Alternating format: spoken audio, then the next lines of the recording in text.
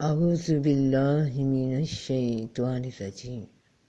بسم اللہ الرحمن الرحیم السلام علیکم ورحمۃ اللہ وبرکاتہ۔ سنو، آج میں تمہیں ایک بہت خاص بات بتانے والی ہوں۔ میں نے بہت سوچا کہ اس بات کو بتاؤں یا نہ بتاؤں، پھر مجھے کسی ایک ایسے انسان کو چننا تھا جو اس بات کو سمجھنے کی اہلیت رکھتا ہو۔ ابھی بس تم اس بات کو سن لو اور اس کو وقت کے ساتھ ساتھ لوگوں کے مزاج اور سمجھ کے حساب سے عام کرتے جانا۔ بہت جلد لوگوں کے سامنے بھی یہ راز ایک عام بات کی طرح ظاہر ہو جائے گا۔ تو بہن بھائیوں، بیٹے بیٹیوں، سرگوشی دبے لفظوں میں کوئی پیش آنے والی پیشن گوئی کی اطلاع راز کی شکل میں، اس سے پہلے کہ تفصیل کے ساتھ اس راز پہ بات ہو، ذرا ان آیات کو دیکھیے۔ ہم نے اس کو طور کے داہنی جانب سے پکارا اور سرگوشی کہنے کے لیے قریب بلایا کہ ہم نے اس کو طور کے داہنی جانب سے پکارا اور راز کی گفتگو کہنے کے لیے قریب بلایا۔ اور اے ایمان والو، جب تم رسول سے سرگوشی کرو تو اپنی سرگوشی سے پہلے صدقہ دے لیا کرو۔ تو یہ سرگوشی اور صدقے کا راز کیا ہے؟ اب اسی راز پہ آج کی بات ہے۔ تو کہا اس نے کہ اللہ پرہیزگاروں ہی سے قبول فرمایا کرتا ہے۔ کیا قبول فرماتے ہیں رب پاک؟ اس کی راہ میں دی ہوئی قربانی، نذر، منت، صدقہ، خیرات قبول فرماتے ہیں، صرف پرہیزگار انسان سے۔ اب دیکھا جائے تو اللہ کی راہ میں کسی مالدار شخص نے یا کسی عام آمدنی والے انسان نے کچھ صدقہ کر دیا، خیرات کر دی، کسی انسان کی مالی مدد کر دی، سرائے بنا دی مسافروں کے لیے، کسی یتیم خانے کی سرپرستی کر رہا ہے، لوگوں میں اپنا مال خرچ کر رہا ہے، بڑے نیکی کے اعمال ہیں، ہے نا؟ کوئی شک نہیں، بڑی مدد کرتا ہے لوگوں کی۔ ہم جیسے دیکھنے سمجھنے والے کہتے ہیں بڑا ہی نیک آدمی ہے ماشاءاللہ، مگر اگر وہ نیک آدمی اپنی ذاتی زندگی میں ان باتوں سے نہیں بچتا جن سے پرہیز کرنے کا رب کریم نے حکم دیا ہے، تو اس کے نیک اعمال میں خرچ کرنا، چیریٹی کرنا، صدقہ خیرات کرنا، اس کے مال کو رب کریم کے دربار میں قبولیت نہیں بخشتا، کیونکہ کہا اس نے کہ اللہ پرہیزگاروں ہی سے قبول فرمایا کرتا ہے، جو اپنی جانوں کو، اپنے مالوں کو پاک کرتے ہیں روحانی بیماریوں سے، زندگی میں سچ شامل کرتے ہیں تو جھوٹ سے پاک ہوتے ہیں، اعمال میں دیانت داری شامل کرتے ہیں تو پاک ہوتے ہیں دھوکے بازی سے۔ صدقہ کرنا کیا ہے؟ صدقہ صدق اور سچائی سے ماخوذ ہے، کیونکہ یہ صدقہ کرنے والے کے ایمان کی سچائی اور صدق کی دلیل ہے۔ قربانی، زکوٰۃ، صدقات انسان کے اخلاق و کردار کی طہارت و پاکیزگی کا ایک بڑا ذریعہ ہے، اور نفس کی، من کی طہارت اور پاکیزگی پرہیزگاری سے ہی ممکن ہے۔ مومن کا ہر نیک عمل اصل میں اللہ تعالیٰ کے لیے ہوتا ہے، یعنی مومن ہر نیک عمل اللہ کی خوشنودی کے لیے، اس کی اطاعت سمجھ کر اور اسے اس عبادت کا مستحق جان کر ادا کرتا ہے، محض دنیاوی اغراض و مقاصد کے حصول کے لیے نیکی نہیں کرتا۔ تو اے ایمان والو، جب تم رسول سے سرگوشی کرو تو اپنی سرگوشی سے پہلے صدقہ دے لیا کرو، یہ تمہارے لیے بہتر ہے اور زیادہ پاکیزہ بات ہے۔ پس اگر نہ پاؤ تو اللہ بخشنے والا نہایت رحم والا ہے۔ بڑی اہم آیت ہے، بڑے ہی باطنی پیغام کے ساتھ۔ اس آیت میں دو باتوں کی طرف اشارہ دیا گیا ہے، ایک سرگوشی یعنی خفیہ مشورہ، پرائیویٹ کنسلٹیشن اور اینی پرائیویٹ کنورسیشن، دوسرا صدقہ۔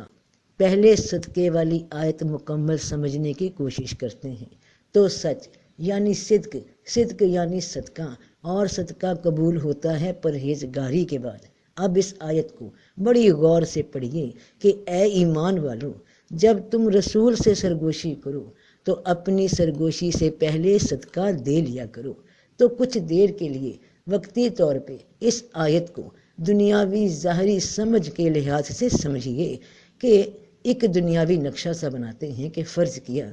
جیسے کہ عام طور پر ہم دیکھتے ہیں سنتے ہیں معاشرے میں یہ ہو رہا ہے کہ کسی دنیاوی بابا جی کی بڑی شہرت ہو گئی، لوگوں میں ان کا چرچا ہونے لگا، دنیا داروں کے لیے، دنیا کی ضرورت مندوں کو جب یہ پتہ چلا کہ کوئی بڑے کرنے والے بابا ہیں اور ان کا آستانہ فلاں جگہ موجود ہے، تو وہاں جا کر اپنی دنیاوی خواہش کے لیے بات کی جائے اور ساتھ کوئی نظر کوئی ہدیہ لے جاتے ہیں، یا وہاں پہنچ کر آستانے کے اس شیشے کے بکسے میں 500 یا 1000 جمع کروا دیا جائے کہ وہاں جمع کروائی گئی رقم غریبوں کو پہنچے گی، کوئی مسجد کی تعمیر ہوگی، بابا جی بھی خوش ہوں گے کہ ہم نذرانے میں کچھ لے آئے، اس کے بعد ایک ٹوکن ملے گا، باری آئے گی، پھر پیر صاحب کے پاس جائیں گے اور اپنی باری پہ اپنی بات ان کے کان میں کہہ دیں گے، وہ اس کا حل بتا دیں گے، معاملے ٹھیک ہو جائیں گے۔ تو یہ سوچ تھی، ایک نقشہ تھا دنیاوی مطلب کے لحاظ سے، دنیاوی ناقص سمجھ کے اعتبار سے، کہ شاید اس آیت مبارکہ میں جہاں فرمایا جا رہا ہے کہ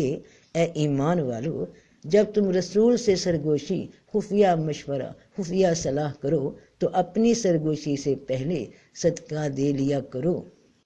کہ مالی طور پہ کسی کو کچھ دے آیا کرو، کچھ پیسے خرچ کر دینا تو اس صدقے کا مطلب یہ نہیں، بلکہ اے ایمان والو، جب تم رسول سے سرگوشی کرو تو اپنی سرگوشی سے پہلے صدقہ دے لیا کرو، یعنی بچو ان باتوں سے جو رب کی نافرمانی کی ہیں، پرہیزگار بنو، نفس کو پاک کرو تو ہی صدقہ قبول ہوگا، کہ تم نے رب کی راہ میں کوئی اپنا پسندیدہ عمل چھوڑ دیا، قربانی دے دی، پرہیز کر لی اس عمل سے جو رب کو پسند نہیں، تو تمہاری یہ قربانی، یہ پاکیزگی، یہ صدقہ رب نے قبول کیا۔ اپنے مال سے بھی خرچ کرو اور اس سے پہلے اپنی ذات میں سے خرچ کرو، چھوڑ دو جھوٹ کو، برائی کو، دھوکے کو، بددیانتی کو، پاک ہو گئے تو اب اے ایمان والو، جب تم رسول سے سرگوشی کرو، یہ سرگوشی کیا ہے، اس کا کیا راز ہے، تو اس کو سمجھنے کے لیے اب یہ آیت دیکھیے کہ ہم نے اس کو طور کے داہنی جانب سے پکارا اور سرگوشی کہنے کے لیے قریب بلایا، کہ ہم نے اس کو طور کے داہنی جانب سے پکارا اور راز کی گفتگو کہنے کے لیے قریب بلایا۔ تو اے ایمان والو، جب تم آپس میں سرگوشی کرو تو گناہ اور سرکشی اور رسول کی نافرمانی کی سرگوشی نہ کرو، اور نیکی اور پرہیزگاری کی سرگوشی کرو، اور اللہ سے ڈرو جس کی طرف تم جمع کیے جاؤ گے۔ یاد رکھو کہ اس طرح کے خفیہ مشورے، راز و نیاز، گناہ، سرکشی اور رسول کی نافرمانی کی یہ سرگوشی تو صرف شیطانی بات ہے، تاکہ ایمانداروں کو غمناک کر دے، حالانکہ بغیر حکم اللہ کے کچھ بھی ضرر نہیں دے سکتی، اور ایمان والے تو اللہ ہی پر بھروسہ رکھتے ہیں۔ تو تم اے ایمان والو، جب تم رسول سے سرگوشی کرو تو اپنی سرگوشی سے پہلے صدقہ دے لیا کرو، اپنے آپ کو پاک کیا کرو ایسی سرکشی سے، جھوٹ سے، بدعت سے، بددیانتی سے، شرک سے، اور اس پرہیزگاری کے بعد جب تم کوئی نیک عمل کرتے ہو تو وہ اللہ کی بارگاہ میں قبول ہوتا ہے، یہ تمہارے لیے بہتر اور زیادہ پاکیزہ بات ہے۔ بس اگر نہ پاؤ تو اللہ بخشنے والا نہایت رحم والا ہے، تو اگر نہ پاؤ، کیا نہ پاؤ، کہ میرے پاس صدقہ دینے کو پیسے نہیں ہیں، نہیں، اگر اس بات کا مطلب نہ پا سکو، اگر اس بات کو نہ سمجھ سکو، تزکیہ نفس کے طریقے کو نہ سمجھ سکو کہ اس پہ عمل کیسے ہو، تو کیا تم اپنی سرگوشی سے پہلے صدقہ دینے سے ڈر گئے؟ پھر جب تم نے نہ کیا اور اللہ نے تمہیں معاف بھی کر دیا، پھر بس نماز ادا کرو اور زکوٰۃ دو اور اللہ اور اس کے رسول کی اطاعت کرو، اور جو کچھ تم کرتے ہو اللہ اس سے خبردار ہے۔ یعنی تمہارے پاس اتنا مال نہیں، تمہاری دنیاوی مالی حیثیت اتنی مضبوط نہیں اور تم گھبرا گئے کہ اب اگر مالی ظاہری صدقہ نہ دیا، کوئی مال پیسہ نہ خرچا، تو پھر رسول پاک صلی اللہ علیہ وآلہ وسلم کی قربت نصیب نہ ہوگی اور تم پیسہ نہ دے سکیں، تو رب تمہیں ایسی بات میں معاف کر رہا ہے۔ وہ معاف کرنے والا ہے، وہ جانتا ہے تمہاری ظاہری حالت کو اور باطنی حالت کو بھی۔ تو ظاہری مالی حالت میں کمزوری پہ رب گرفت نہیں کرتا، اس پہ مت ڈرو۔ اصل بات یہ ہے کہ رب کے پاس وہ صدقہ، وہ نیک اعمال قبول ہونے ہیں جو پرہیزگار انسان سے ادا ہوئے، اور اس کے لیے تم نماز پڑھتے رہو، اپنی جان سے نفس سے زکوٰۃ ادا کرتے رہو، اور اس رسول صلی اللہ علیہ وآلہ وسلم کی اطاعت کرو، تو ان کی اطاعت تمہارا تزکیہ نفس کر دے گی، تمہارے نفس میں، تمہاری جانوں میں طہارت و پاکیزگی پیدا کر دے گی، اور ان کا قرب تمہیں ادا کر دے گی۔ تو کیا تم کو خبر نہیں کہ جو کوئی مشورہ 3 آدمیوں میں ہوتا ہے تو وہ چوتھا ہوتا ہے، اور جو 5 میں ہوتا ہے تو وہ چھٹا ہوتا ہے، اور خواہ اس سے کم کی سرگوشی ہو یا زیادہ کی، مگر وہ ہر جگہ ان کے ساتھ ہوتا ہے۔ اور تم جس حال میں ہوتے ہو، یا قرآن میں سے کچھ پڑھتے ہو، یا تم لوگ کوئی کام کرتے ہو، تو ہم وہاں موجود ہوتے ہیں جب تم اس میں مصروف ہوتے ہو، اور تمہارے رب سے ذرہ بھر بھی کوئی چیز پوشیدہ نہیں ہے، نہ زمین میں اور نہ آسمان میں، اور نہ کوئی چیز اس سے چھوٹی اور نہ بڑی، مگر کتاب روشن میں ہے۔ تو کوئی شے تمہارے وجودوں میں، جسموں میں اور تمہارے شعور میں، عقل میں ایسی نہیں جو اس رب سے پوشیدہ ہے، اور وہ تمہارے ساتھ ہے جہاں کہیں تم ہو، اور اللہ اس کو جو تم کرتے ہو دیکھتا ہے۔ اور ہم نے اس کو طور کے داہنی جانب سے پکارا اور سرگوشی کہنے کے لیے قریب بلایا۔ سرگوشی انسان کے باطن میں گونجنے والی آواز جو خیالات کے ذریعے انسان تک پہنچتی ہے۔ دائیں جانب کے خیال یعنی خبر کے، بھلائی کے، نیک اعمال کے خیالات جو انسان کے ذہن پہ ابھرتے ہیں، اس کی طبیعت کو مائل کرتے ہیں، راستہ دکھاتے ہیں اللہ کی راہ کا، اور یہ راستہ نیکی کا، خیر کا، سلامتی کا، بھلے کا بندے کو اس کا رب ہی دکھاتا ہے۔ اور کہہ دو کہ سچی بات تمہارے رب کی طرف سے ہے، پھر جو چاہے مان لے اور جو چاہے انکار کر دے۔ تو سچا خیال، نیک عمل کی جانب اشارہ دینے والا خیال رب کی جانب سے ہوتا ہے، اور برائی کا خیال نفس کی، شیطان کی سرگوشیاں ہیں جو وہ خواہش کے ذریعے بندے میں ابھارتا ہے۔ تجھے جو بھلائی پہنچے وہ اللہ کی طرف سے ہے،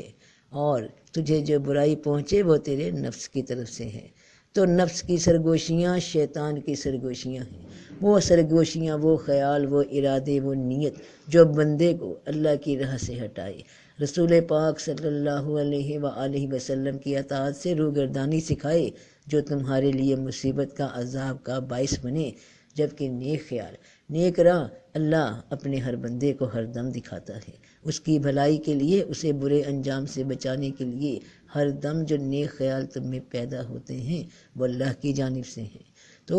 پھر جب آدمی پر کوئی مصیبت آتی ہے تو ہمیں پکارتا ہے، پھر جب ہم اسے اپنی نعمت عطا کرتے ہیں تو کہتا ہے یہ تو مجھے میری عقل سے ملی ہے، بلکہ یہ نعمت آزمائش ہے، اور لیکن ان میں سے اکثر نہیں جانتے۔ جب کسی بندے کو کوئی مصیبت چھو جائے تو اللہ سے مدد مانگتا ہے، اور جب رب کریم اسے اس مصیبت سے نکال دیتے ہیں اور اس کی آسانی کے بعد کوئی نعمت عطا فرما دیتے ہیں تو بندہ کہتا ہے کہ یہ بھلائی، یہ خیر تو مجھے میری عقل نے دی، میں نے بر وقت وہ فلاں کام کر لیا تو میں بچ گیا۔ اور رب کا شکر ادا کرنے کی بجائے اور لوگوں کو سچائی بتانے کی بجائے کہ وہ بھی اللہ کی جانب رجوع کریں، الٹا اپنی قابلیت کا ڈھنڈورا پیٹنے لگتا ہے، اور یہ بھول جاتا ہے کہ یہ نعمت تو اسی آزمائش کے لیے دی گئی کہ تم رب کے شکر گزار ہو یا نہیں۔ نعمت کے مل جانے کے بعد اور ہر حال میں اپنے رب کی نعمت کا ذکر کیا کرو۔ تو کیا کرتے ہو یہ ذکر؟ کیا بتایا لوگوں کو کہ کس نے عطا کی، کس نے مصیبت سے نکالا؟ اگر نہیں کیا تو اللہ کے بندوں اب بھی دیر نہیں ہوئی کہ اے نبی صلی اللہ علیہ وآلہ وسلم کہہ دیجئے کہ اے میرے بندو جنہوں نے اپنی جانوں پر ظلم کیا ہے،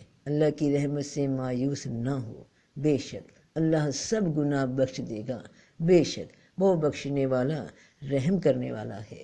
تو جو غلطیاں جانے انجانے میں ہو گئیں تو ابھی بھی وقت ہے، زندگی کی مہلت ہے، توبہ مانگنے کی مہلت ہے، تو توبہ کر لو اور اپنے رب کی طرف رجوع کرو اور اس کا حکم مانو، اس سے پہلے کہ تم پر عذاب آئے، پھر تمہیں مدد بھی نہ مل سکے گی۔ اور ان اچھی باتوں کی پیروی کرو جو تمہارے رب کی طرف سے تمہاری طرف نازل کی گئی ہیں، اس سے پہلے کہ تم پر ناگہاں عذاب آ جائے، اچانک موت آ جائے، معافی مانگنے کا وقت ختم ہو جائے اور تمہیں خبر بھی نہ ہو۔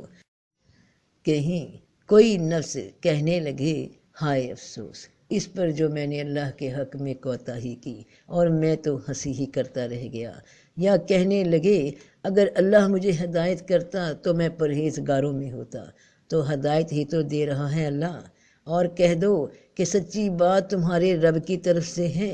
نیک خیال کا آنا، نیک عمل کرنے کا ارادہ بننا اللہ کی طرف سے ہدایت ہی تو ہوتی ہے۔ اور کیا ہدایت تم اسے سمجھتے ہو کہ بلکہ ہر ایک آدمی ان میں سے چاہتا ہے کہ اسے کھلے ہوئے صحیفے دے دیے جائیں، کہ ہر ایک پہ علیحدہ سے ایک ایک آسمانی کتاب اترے تو ہی اللہ کی ہدایت کو سمجھیں گے، یا جس وقت عذاب کو دیکھ لیں گے تو کہیں گے کہ کاش میں واپس لوٹ جاؤں اور احسان کرنے والوں میں سے ہو جاتا۔ تو اے ایمان والو، اے بہن بھائیوں، بیٹے بیٹیوں، یہ کتاب اللہ کی طرف سے نازل ہوئی ہے جو غالب ہر چیز کا جاننے والا ہے، گناہ بخشنے والا اور توبہ قبول کرنے والا ہے، سخت عذاب دینے والا، قدرت والا ہے، اس کے سوا کوئی معبود نہیں، اسی کی طرف لوٹ کر جانا ہے، وہ آنکھوں کی خیانت اور دل کے بھید جانتا ہے۔ تو بے شک اس میں اس شخص کے لیے بڑی نصیحت ہے جس کے پاس دل ہو یا وہ متوجہ ہو کر کان ہی لگا دیتا ہو، تو جو اپنے دل میں اٹھنے والے نیک خیالات کی طرف توجہ دیتا ہے کہ یہ کس جانب سے ہیں، اور پھر اس خیر کے خیال پہ عمل کرتا ہے، تو وہی پاک دل ہے، پاک نفس ہے۔ تو اے انسان، تو اپنے رب کے پاس پہنچنے تک کام میں کوشش کر رہا ہے، پھر اس سے جا ملے گا۔ تم جو بھی کر رہے ہو اس کی مدت کچھ دنوں کی ہے، آخر کار تمہیں لوٹ ہی جانا ہے اپنے پروردگار کی جانب۔ تو اپنی خواہشات کے پیچھے لگنے سے بہتر ہے